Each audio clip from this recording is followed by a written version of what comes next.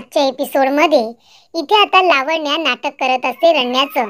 ती ईश्वरीला म्हणत असते की ईश्वरी, मला माहिती आहे तुला माझा खूपच जास्त राग आलाय. मी जे काही बोलते ते सगळं तुला नाटक वाटत असेल, पण मी खरंच सांगते, मी मनापासून तुझी माफी मागते. मी जे काही वागले ते अत्यंत चुकीचं होतं आणि त्याची मला जाणीव आहे. प्लीज मला एकदा माफ कर. तेव्हा इथे अर्णव म्हणत असतो की लावण्या, बाद झाली तुझी नाटकं. आता जास्त नाटक करू नकोस. तू आत्ताच्या आता इथून निघून जा. मला तुझं तोंड सुद्धा बघायची इच्छा नाहीये. तेव्हा लावण्या म्हणत असते, यार जाणारच आहे मी. फक्त या घरातूनच नाही तर या जगातून जाणार आहे असं लावण्या म्हणते. तेव्हा मामी म्हणते, अरे अर्णव, काय बोलते लावण्या? प्लीज तू तिला थांबव आणि तिला माफ करून टाक बरं. तेव्हा इथे ती काहीतरी जीवाचं बरं वाईट करून घेईल असं मामी म्हणत असते. तेव्हा अर्णव म्हणतो, मामी तिला जे काही करायचंय ते करू दे. मला काही फरक पडत नाहीये. ती जे काही वागले ते अत्यंत चुकीचं आहे, माफ न करण्यासारखं आहे. त्यामुळे तिने काहीही केलं तरी मला फरक पडत नाही. तेव्हा इथे ईश्वरी म्हणते, नाही अर्णव सर, एक मिनिट थांबा. तुम्ही लावण्या मॅडम यांना माफ करा.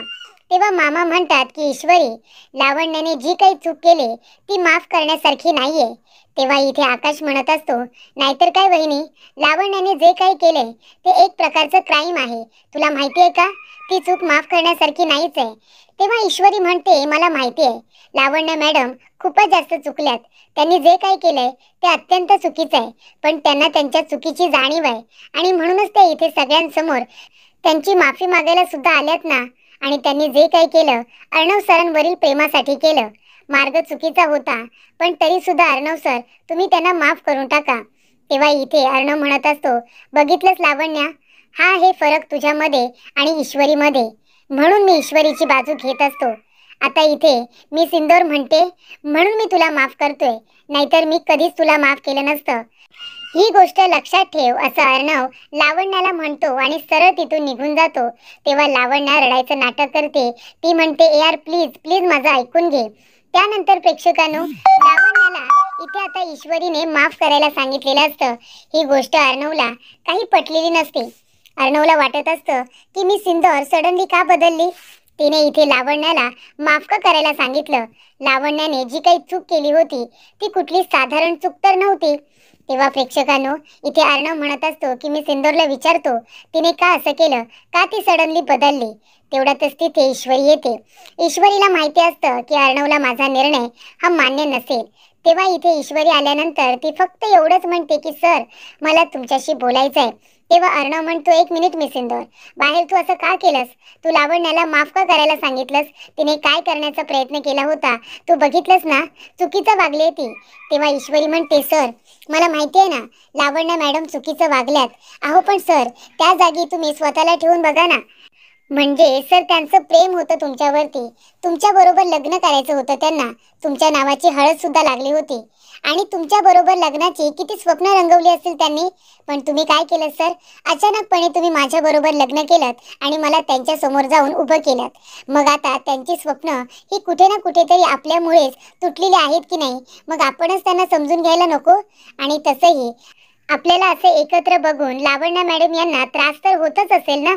आणि त्यांचं तुमच्यावरती खरं प्रेम होतं आणि म्हणून तुम्हाला मिळवण्यासाठी त्या वाटेल ते करतायत सर.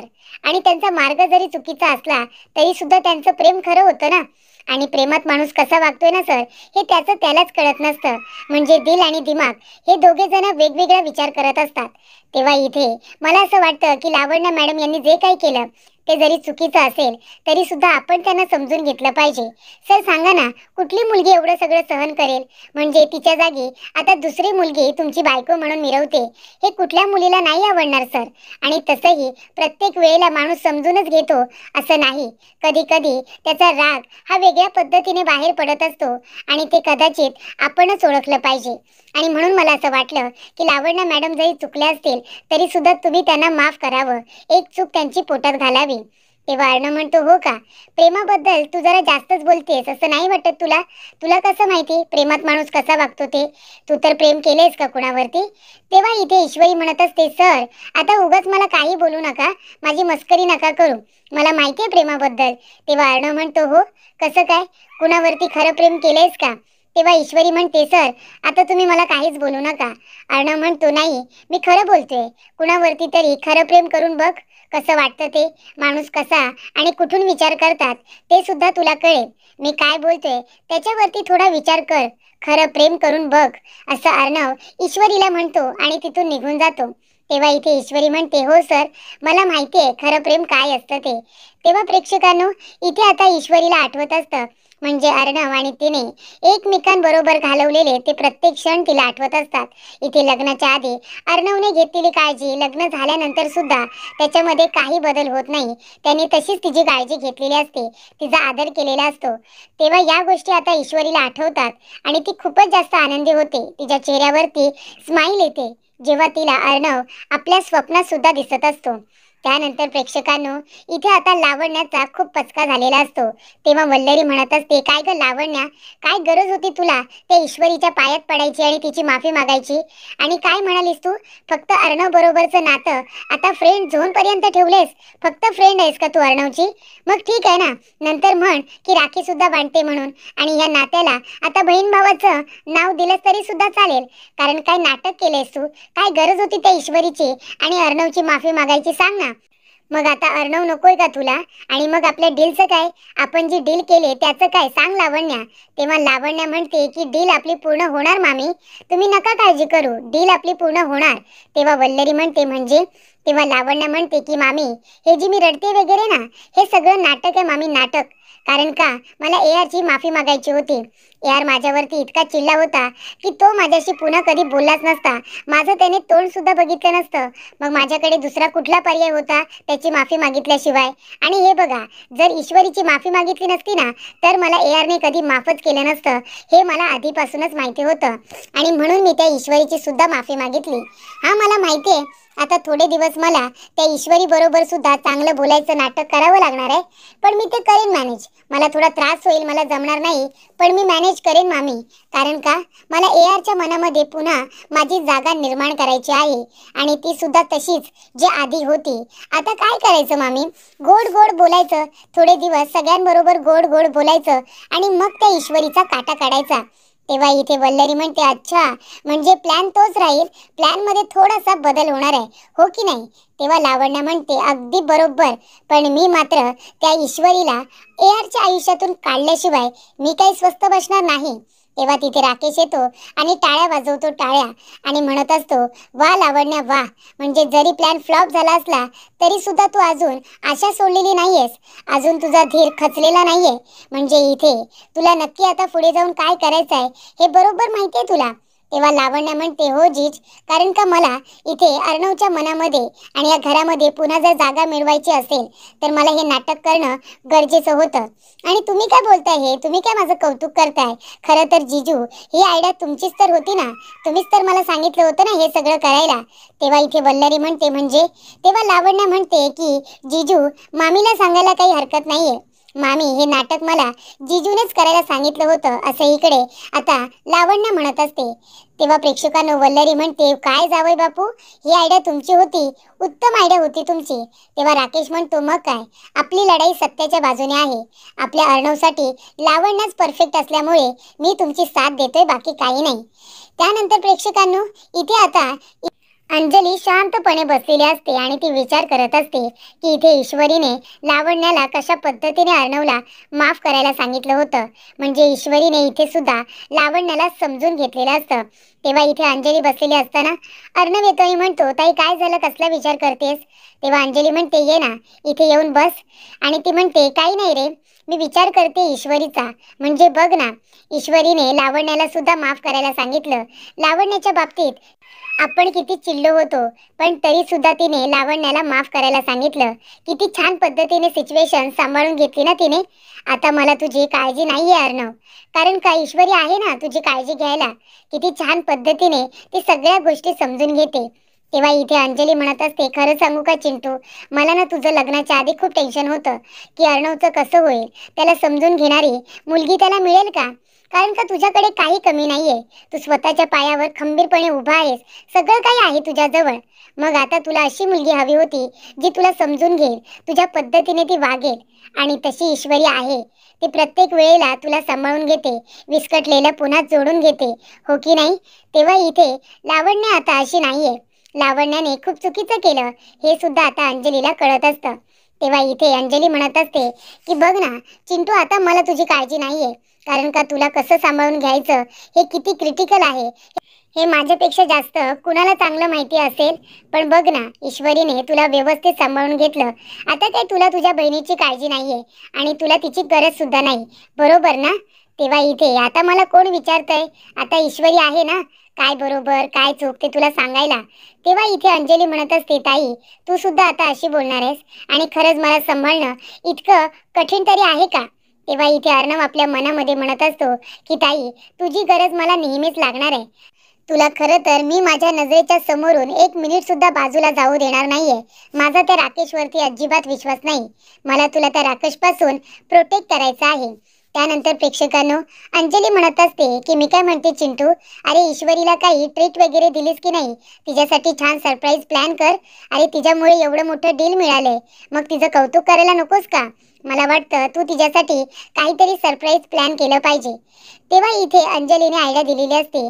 तेव्हा अर्णव म्हणतो की ताई अगदी बरोबर बोलते, मी ईश्वरीला इथे स्पेशल ट्रीट द्यायलाच हवी. आणि तेव्हा इथे ईश्वरी आता सगळं काही लिखाण टिपाण करत बसलेले असते. अर्णव म्हणतो, मी सिंदूर काय करतेस तू, काय लिहितेस काय? तेव्हा ईश्वरी म्हणते, सर अहो आपल्या इथे घरामध्ये किती माणसं काम करतात, किती ड्रायव्हर दादा आहेत, त्या सगळ्यांची नावं लिहून ठेवते आणि त्यासमोर त्यांचा पगार लिहून ठेवते. तेव्हा अर्णव म्हणतो, का हे सगळं तू का करतेस? तेव्हा ईश्वरी म्हणते, सर असं काय करताय तुम्ही? मी या घरची सून आहे. मग आता माझं कर्तव्य आहे ना या सगळ्या गोष्टींकडे मला लक्ष द्यायला नको का? म्हणून मी हे सगळं लिहून ठेवते. माझ्या सुद्धा लक्षात हवंय ना कोणाला किती पगार आहे, कोण काय काम करतं हे मला नको का कळायला? तेव्हा अर्णव म्हणतो, अगदी बरोबर. तेव्हा इथे अर्णव म्हणतो, मी सिंदूर तू सांग बरं आता तुला सगळ्यात जास्त काय आवडतं? तेव्हा ईश्वरी म्हणते, म्हणजे? तेव्हा अर्णव म्हणतो, तुला काय करायला आवडतं? तुला फिरायला जायला आवडतं किंवा तुला कुठलं काही एखादं काम आवडतं, एखादी वस्तू आवडते? सांग ना सगळ्यात जास्त तुला काय आवडतं? तेव्हा ईश्वरी म्हणते, खरं सांगू का, मला सगळ्यात जास्त खादाडायला आवडतं. नाही मी खरंच सांगते, इंदोरमध्ये असताना ना मला खूप काही गोष्टी खायला आवडायच्या. आणि मग ती ठिकाणं सांगत असते आणि मग ती म्हणते की गल्लीमध्ये एक ठेला आहे, तिथला चायनीज तर मला खूपच जास्त आवडतो. तेव्हा अर्णव म्हणतो, काय ठेल्यावरचा चायनीज? हे काय बोलतेस तुम्ही सिंदूर? अगं तू बघितलंस का, तिथे अजिबात हायजीन वगैरे मेंटेन केली जात नाही. तेव्हा ईश्वरी म्हणते, सर तुम्ही पण ना, अहो ठेल्यावर जी चायनीज खाण्याची मजा आहे ना, जी चव आहे ना त्या चायनीजला, ती तुमच्या चायनामध्ये चायनीजवाल्यांना सुद्धा नाही जमणार. इतकं इथे छान पद्धतीचं चायनीज बनवलं जातं, ठेल्यावरचं चायनीज. तेव्हा इथे अर्णव म्हणतो, मी सिंदूर पण काही झालं ना तरी सुद्धा मी तुला ठेल्यावरती चायनीज खायला घेऊन जाणार नाहीये. मी तुला 5 स्टार हॉटेलमध्येच घेऊन जाणार, तिथेच मी आता टेबल बुक करतोय. तेव्हा ईश्वरी म्हणते, सर हॉटेलमधलं चायनीज त्याला सुद्धा ठेल्यावरच्या चायनीजची चव येणारच नाही. ते लोक किती छान बनवतात. तेव्हा अर्णव म्हणतो, त्याच्यामध्ये ते लोक काय काय टाकतात माहिती आहे का? तेव्हा ईश्वरी म्हणते, टाकू दे ना, मग ती त्यांची रेसिपी आहे. आता ते आपल्याकडून रेसिपी घेतील आणि ती अप्रूव्ह करतील, मग ते चायनीज बनवणार आहेत का? त्यांना जे काही टाकायचं आहे ते टाकतातच. ते काय आपल्याला विचारून चायनीज बनवणार आहेत? पण मला ठेल्यावरचं चायनीज खूप आवडतं, काय चव असते त्याला. तेव्हा अर्णव म्हणतो की आजूबाजूने गाड्या जात असतात आणि तिथेच उभं राहून ते लोक बनवत असतात आणि तेच आपण खायचं. शी, माणूस आजारी पडेल त्याने असा. तेव्हा इथे अर्णव ईश्वरी बोलत असताना राकेश तिथे येऊन त्यांचं बोलणं ऐकत असतो.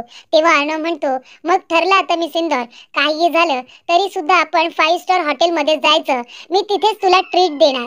तेव्हा आता राकेश म्हणत असतो, अच्छा 5 स्टार हॉटेलमध्ये का? करा करा, जे काही प्लॅनिंग करायचं आहे ते करा. तुमची ट्रीट आता कशी खराब होते ना ते बघाच तुम्ही. त्यानंतर प्रेक्षकांनो, इथे ईश्वरीने नम्रताला फोन केलेला असतो आणि ती म्हणत असते, हे अर्णव सर पण ना, आता ताई तूच मला सांग, ट्रीट जर ते मला देत आहेत तर माझ्या आवडीनुसार व्हायला नको का गोष्टी?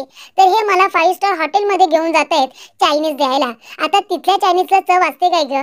ठेल्यावरच्या चायनीजला चव असते की नाही? अर्णव सर पण ना सगळी मनमानी स्वतःलाच करायची असते. आता मला जर ट्रीट द्यायची आहे तर माझा विचार करायला नको? तेव्हा इथे नम्रता म्हणते, नाहीतर काय, अर्णव सर पण ना प्रत्येक वेळेला स्वतःची मनमानी करत करत असतात, म्हणजे स्वतःचाच अधिकार गाजवत असतात. इथे आता ऑफिसमध्ये सुद्धा ते बॉसगिरी करतात आणि घरी सुद्धा बॉसगिरी करतायत का?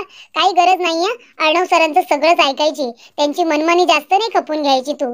तेव्हा इथे ईश्वरी म्हणते, ताई अगं काही काय बोलतेस, ते कधीच मनमानी करत नाही, उलट मला जे आवडतं ना तसंच करतात ते, तू उगाच काही बोलू नकोस हा. तेव्हा इथे नम्रता म्हणते, असं कसं, आता त्यांना तुला ट्रीट द्यायची आहे ना, मग इथे तुझ्या मनाचा विचार करायला नको का अर्णव सरांना? तिथे सुद्धा त्यांना जे हवंय तेच का करता येते? स्वतःच्या मनाची मनमानी अजिबात तू ऐकून घेऊ नकोस.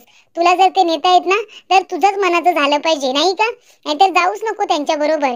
तेव्हा ईश्वरी म्हणते, नाही ताई, तू उगाच अर्णव सरांना काही बोलू नकोस, ते काही स्वतःची मनमानी वगैरे करत नाही आणि मला जे हवंय ना तेच ते करतात नेहमी.